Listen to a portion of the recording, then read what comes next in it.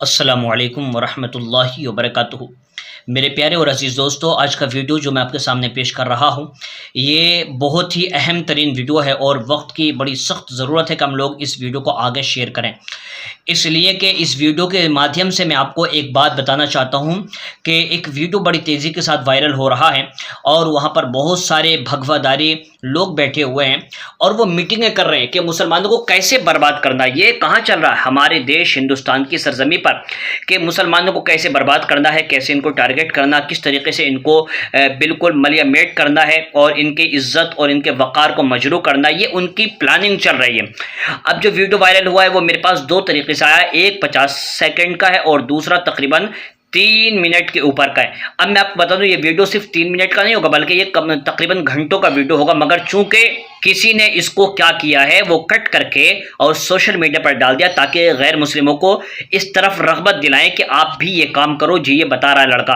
अब वो क्या बता रहा है मैं उसके बारे में थोड़ी सी रोशनी डाल दूं और मैं आपको आगाह कर दूं, अगर आज भी आप लोग नहीं जागे तो इस उम्मत का इतना खसारा होगा कि आने वाले दिनों में आप इसको पूरा नहीं कर सकेंगे। देखिए, मामला यह है कि एक लड़का है और वो आदमी खुलेआम वो क्या कर रहा है, स्पीच दे रहा है। बहुत सारे लोग वहां पर बैठे हुए हैं और स्पेशली इन लोगों की मीटिंग ऐसी चलती है, आप लोगों के सामने ये बातें नहीं आती तो हमें क्या लगता है कि जैसे हम लोग आराम से सुबह से लेकर शाम तक फेसबुक चलाते हैं, व्हाट्सएप चलाते हैं, इंस्टाग्राम चलाते हैं, टेलीग्राम चलाते हैं और ऐसे ही हमारा वक्त गुजर जाता है। लेकिन इनका वक्त ऐसे नहीं गुजरता, इनका पूरा पूरा दिन गुजरता है हमारे खिलाफ प्लानिंग करने में कि इनको कैसे बर्बाद करना है, कैसे तबाह करना है, कैसे इनको अपने कंट्रोल में लेना है, इसी में इनका वक्त गुजर जाता है मेरे भाई। लेकिन हमारे नौजवानों को तो बस पबजी गेम खेलने से फुर्सत नहीं मिल रही है। याद रखें, अगर आज आप नहीं सुधरे तो आपकी ये कौम तबाह हो बर्बाद हो जाएगी और आप इसका जिम्मेदारी भी आपके ऊपर होगी। देखिए, वो लड़का कहता है तमाम लोगों से, कहता है ये बताइए कि हमें अगर मुसलमानों को बर्बाद करना है, इनको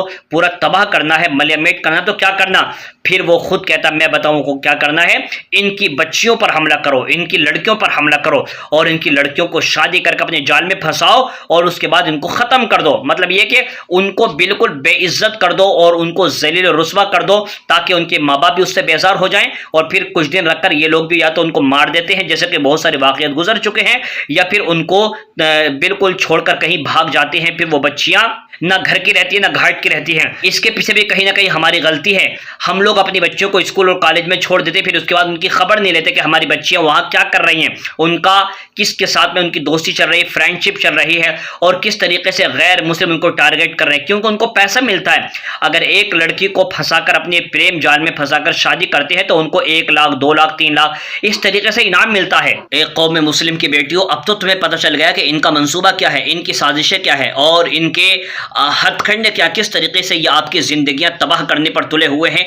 और आप जानते हैं कि मुसलमान और बल्कि किसी की भी जो बेटियां होती हैं, बहन बेटियां, वो उनकी दुखती रग होती हैं। अगर उन पर हाथ रख दिया जाए तो समझ ले कि इंसान तड़प जाता है, बेचैन हो जाता है। कितनी सारी बच्चियां ऐसी गलतियां करती हैं और वो दूसरे के चक्कर में जाल में फंस के और उनके साथ भाग जाती है तो उसकी वजह से उनके माँ बाप को हार्ट अटैक आ जाता है। बहुत सारे लोग शुगर की वजह से और बहुत सारे लोग सुसाइड करने की वजह से मर जाते हैं। किस वजह से? क्योंकि वो अपनी बच्ची की इस हरकत को बर्दाश्त नहीं कर पाते। तो मेरे भाई, आपको पता है कि इन लोगों की साजिशें, इन लोगों ने कहा था कि 2021 तक हम लोगों को बहुत सारी मुस्लिम लड़कियों को कन्वर्ट करके हिंदू में लाकर शादी करना है। अगर इसके बावजूद भी हमारी बच्चियां अगर इनके भगवाधारियों के चुंगल में फंसती हैं तो मैं समझता हूं कि उनकी अकल घुटने में आ चुकी है और उन लोगों ने खाना खाना बंद कर दिया। शायद वो घास खा रही होंगी जब भी इनके चुंगल में फंसेंगी। हर किसी की जिम्मेदारी, हर शहर में हमारे मुसलमान भाई तंजीम बनाएं, तहरीक के साथ काम करें और वो नजर रखें कि कौन कौन हमारी बच्चों को टारगेट कर रहा है और उनकी गरीबी का, उनकी मजबूरी का फायदा उठा रहा है। और इसमें कहीं ना कहीं गलती हमारे मुसलमान भाइयों की भी है कि उन लोगों ने शादी के नाम पर इतना दहेज मांगना शुरू कर दिया है और इतना पैसा मांगना शुरू कर दिया कि हमारी बहुत सारी गरीब बच्चियां, उनकी शादी नहीं हो पाती। फिर उसके साथ होता क्या है कि बहुत सारे गैर मुस्लिम लोग आते हैं, उनको लालच दिलाते हैं और लालच की वजह से वो उनके चुंगल में फंस जाती है। फिर वो उनको लेकर फरार हो जाते हैं, शादी का झांसा देते हैं, फिर उनकी इज्जत और उनकी आबरू को लूट लेते हैं। लिहाजा ऐसी गलती ना करें। गरीब बच्चियों पर तरस खाकर, रहम खाकर और उनसे ज़्यादा डिमांड ना कर उनसे निकाह करें तो इंशाअल्लाहुल अज़ीज़ ये बला हमारे सर से टल जाएगी। वरना आप याद रखना, वो दिन आएगा कि जब हमारी बहुत सारी बच्चियां हमारे हाथों से चली जाएंगी और उनका ईमान छीन लिया जाएगा, उनका ईमान ख़त्म कर दिया जाएगा और फिर उनको दर बदर की ठोकरें खाने के लिए छोड़ दिया जाएगा। कैसी कैसी मिसालें हमारे सामने आ रही हैं। मैं कहता हूँ मेरे भाई, इस वीडियो को जो मैं दिखाने वाला हूँ आपको, इतना शेयर करें, इतना शेयर करें कि हमारे हिंदुस्तान की हर मुस्लिम बहन तक ये वीडियो पहुँच जाए, फिर वो इन लोगों के चुंगल में ना फंसे।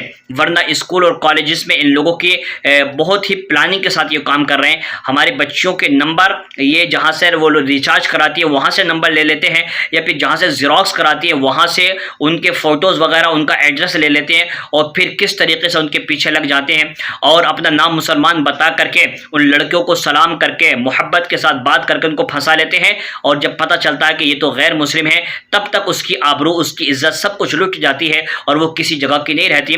यहाँ तक कि माँ बाप से भी उसकी दुश्मनी हो जाती है और माँ बाप भी की नज़रों से गिर जाती है। फिर उसके बाद उसका ईमान और उसकी दुनिया सब कुछ तबाह हो जाता है। ये वीडियो आगे शेयर करके तमाम लोगों को मुतनब्बे कर दें कि इनकी प्लानिंग क्या है, इनके इरादे क्या है और इनका षड्यंत्र क्या है। ये दुनिया वालों को बताना होगा, मुसलमानों को आगाह करना होगा, हमारे बच्चों को आगाह करना होगा। इस वीडियो को अगर आपने शेयर नहीं किया तो ये आपकी जिम्मेदारी होगी। मेरा काम था, मैंने आपको आगाह कर दिया, अब आपकी जिम्मेदारी है इसको आगे शेयर कर दें। अस्सलाम वालेकुम वरहमतुल्लाहि वबरकातुहू।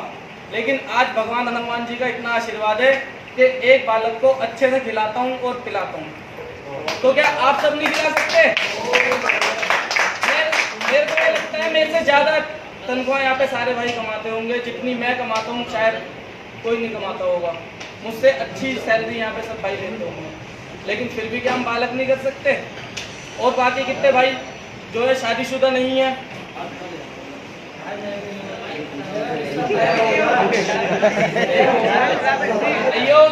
जो हमारे शरीर के अंदर ताकत रहती है वो लास्ट 28 से 30 की रहती है। 30 के बाद बालक होने बहुत मुश्किल हो जाते हैं। तो सभी भाइयों से बस ये कहता हूँ, अगर हमने किसी को, सामने वाले को कमजोर करना है तो हमें उसके क्या पॉइंट पकड़ना चाहिए? बताओ। बिल्कुल सही। अगर हमने मुसलमानों को कमजोर करना है तो सबसे पहले हमें उनकी लड़कियों पे टारगेट करना होगा। जहाँ हम उनकी लड़कियों पे टारगेट करेंगे अपने आप ही साले कमजोर हो जाएंगे।